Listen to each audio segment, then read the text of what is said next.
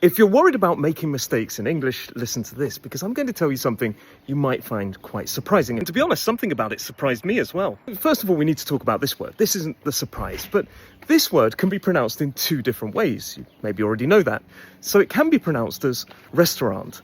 3 syllables, stress on the first, but it can also be pronounced with 2 syllables, which is the way I do it, restaurant. There is a formal word for a person who owns and manages a restaurant. Now, normally we would say restaurant owner or a restaurant manager, but you can also say restaurateur.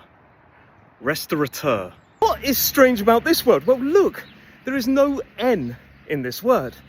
It's not restaurateur. Now, as I said, this word is quite formal. It's not used a lot, but I have heard a lot of native speakers saying restaurateur, putting an N in there that just doesn't belong. And for a lot of people, that's actually wrong.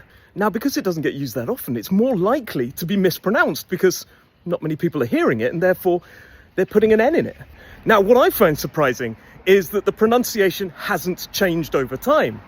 Why did we not put an N in there at some point? Because actually it's quite logical that an owner of a restaurant would be a restaurateur. But like I always say, English isn't always that logical, and to be honest, with this word, I've heard quite a few native speakers make mistakes. So don't worry, everybody makes mistakes.